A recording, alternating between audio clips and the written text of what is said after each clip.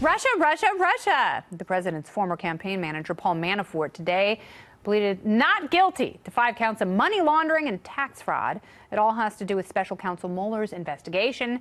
Trial date has been set for September 17th, just weeks before the 2018 midterms. Meanwhile, there are more problems for Jared Kushner. We've learned his security clearance has been downgraded, crippling his access to top secret intelligence information. And it may have something to do with a new report claiming officials from 4 countries privately discussed manipulating the president's son-in-law because of his business woes and political inexperience. So with both Manafort and Kushner in hot water, should the president be worried? Let me ask Fox News senior judicial analyst Judge Andrew Napolitano is on the case. So let's welcome back, Judge. Oh, thank you. Thank you. In a word, yes. Yeah. What's more troubling for the president?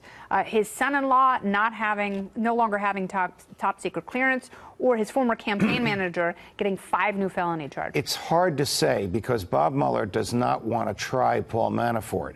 In Bob Mueller's world, Paul Manafort would plead guilty and offer to testify against Donald Trump. Yeah. Now, Manafort's in very hot water because his lawyer, his former lawyer, has pleaded guilty and offered to testify against him. His former business partner has pleaded guilty and offered to testify against him. And that business partner, Rick Gates, when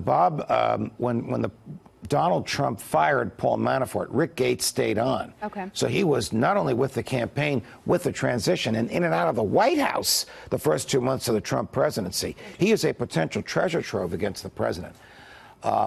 I believe that Jared Kushner is in Bob Mueller's crosshairs because of allegations of financial wrongdoing, both with respect to a building his family company constructed in Jersey City, New Jersey, and with respect to a white elephant that they own not far from we are here in the middle of Manhattan. Yeah, and that's 666 Fifth Avenue. Right. A $1.8 billion office building, which was the most money anyone had ever paid for an office building at the time in 2007. Right. Now, I don't know if there are ties between the potential financial woes surrounding that building and potential foreign investors that the New York Times has laid out.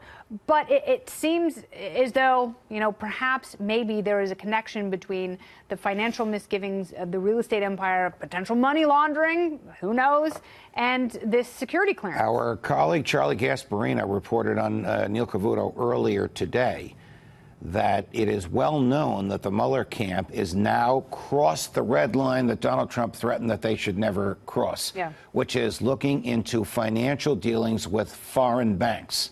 And I suggest to you that they've been doing that with Jared Kushner as well. The New York Times story, or the Washington Post story this morning, is devastating to Kushner.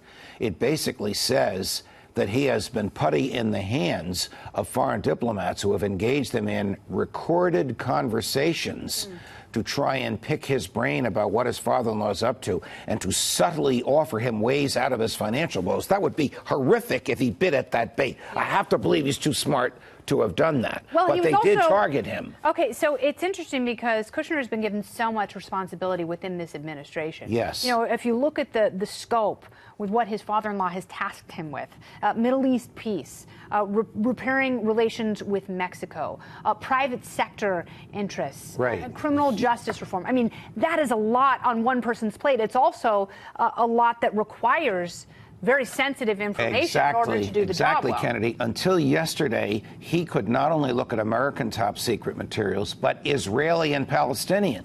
Today, he can't look at anything from the Israelis or the Palestinians. So how can he be the go-between when they can't share secrets with him any longer? Whatever the reason is that he can't get his security clearance is crippling, in my view, his ability to serve his father-in-law. Yeah, the president could have given him that top secret clearance.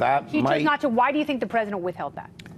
It would cause the Chief of Staff, General Kelly, to resign, I think. I think this is a line in the sand, to use that phrase again, that General Kelly has drawn, and I think he's too valuable to the president. So the president's torn between his Chief of Staff, a 4-star general, and his son-in-law, whom he loves and trusts, but who is woefully inexperienced at these things, and right now he's sided with the general. I feel like I'm watching a Netflix series. It's really unbelievable. And Judge... And what else did the president do today? Humiliate his attorney general.